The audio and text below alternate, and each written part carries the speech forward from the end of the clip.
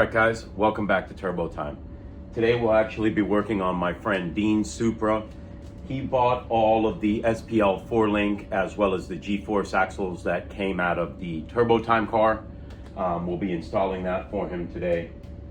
His car is just a full bolt-on, just downpipe and a tune deal, tuned by Mike Body. We're hoping to see some high 10s out of this car on E50. So cool project. They're super reliable this way. It makes the Supra a great car. Weak link is those axles. He did also pick up the drag pack that was off the Turbo Time Supra, so he's hoping to put it on the drag pack, but doesn't want to break any axles. As always, I'm going to give you guys some time lapse and a walkthrough of what we're doing. I've installed this stuff on my channel before, so I'm not going to get super in depth, but let's get to it.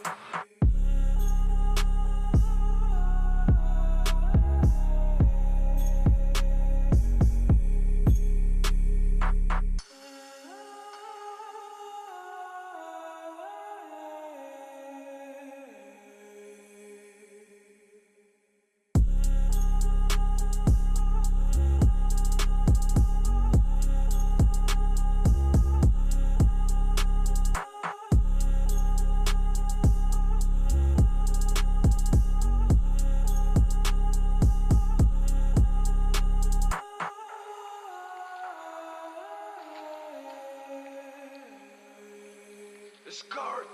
Discard! Discard!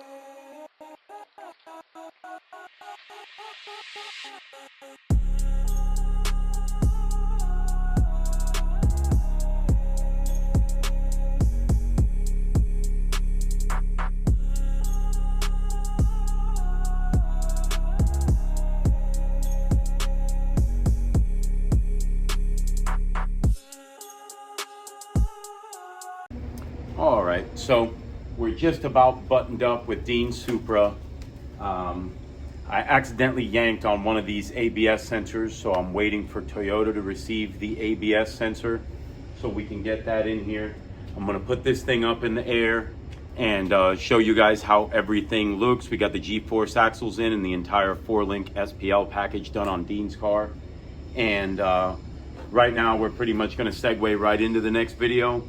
We're going to go ahead and unpack all of the turbo kit stuff for the F-150. We're going to lay everything out and kind of start getting everything ready for the install, because in next week's video, that's what we'll be doing.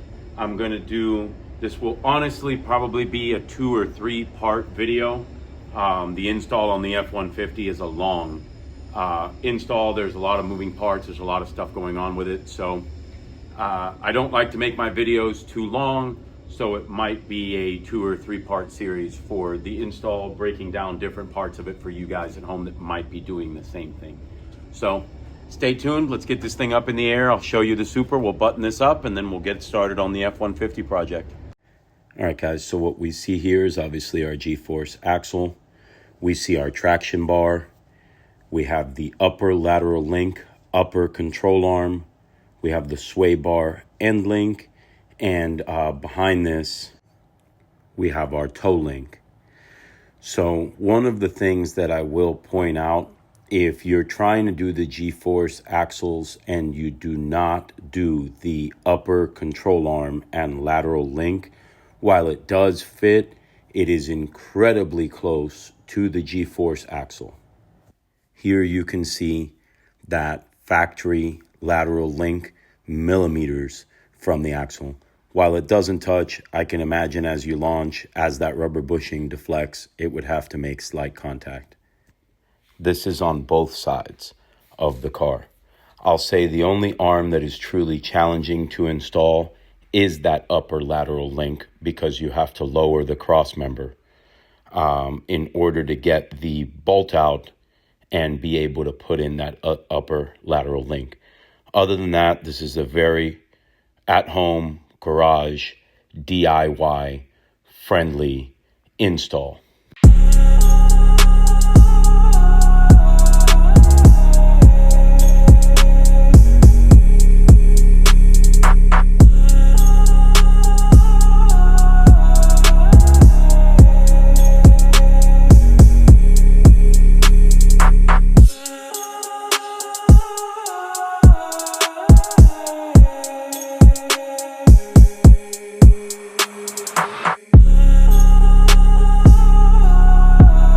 All right, so some of this stuff I've already prepped. I pre-heat wrapped a lot of these downpipes.